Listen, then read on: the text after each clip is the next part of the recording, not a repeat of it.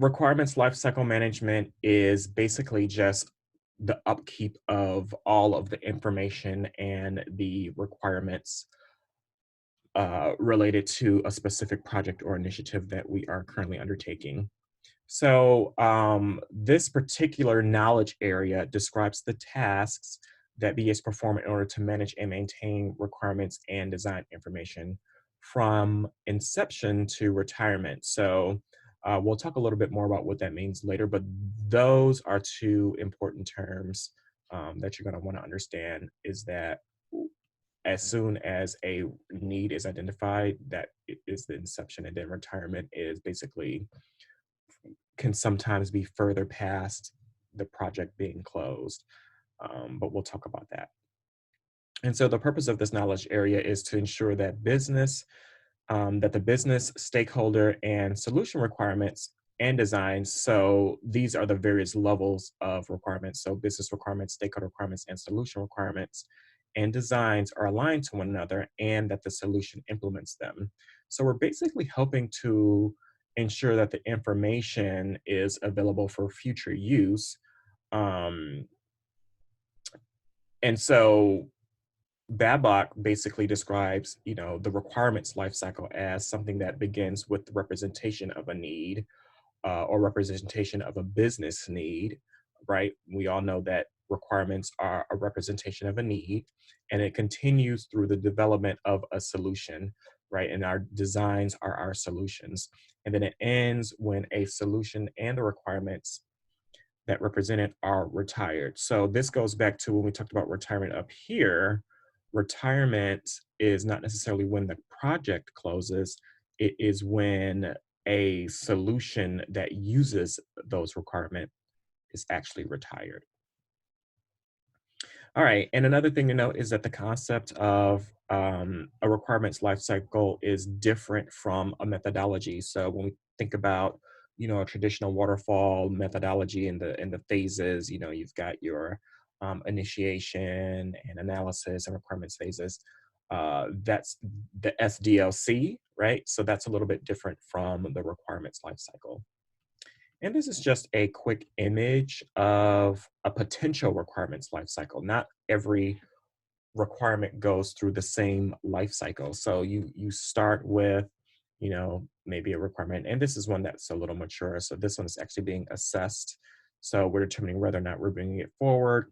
If we do, yes, then you're going to get your approval or send it off for approval. Once you get the approval, if it's approved again, you're either going to maintain it or trace or prioritize it. So if it doesn't make the assessment, right, you're just going to continue that cycle again. So if it's no here, you're just going to keep on assessing it until you're able to move it forward. And then if it's not approved, then you need to go back to the drawing board and start all over. So this is a typical requirements life cycle. But this is kind of like once it reaches assessment, there's several other states that it will probably enter before it goes into assessment.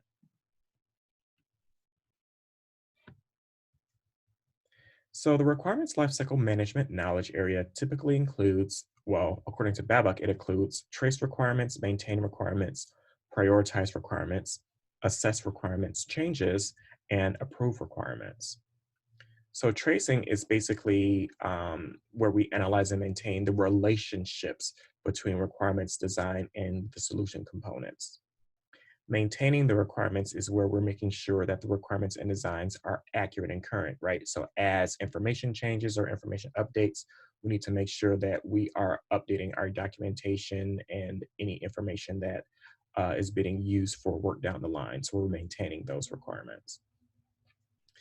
Prioritize requirements is where we're actually assessing the value, urgency, and risk associated with particular requirements and designs. So most of us associate this with, prioritizing a backlog or, um, having certain dates that represents the urgency for a particular piece of work that's being done or the work that, um, we want to make sure that the work that's most important gets done first. And then assess requirements changes is where we evaluate new and changing stakeholder requirements to determine if they actually need to be acted upon. And then approve requirements is where we assess and work with the stakeholders involved in the governance process in order to reach an approval and agreement.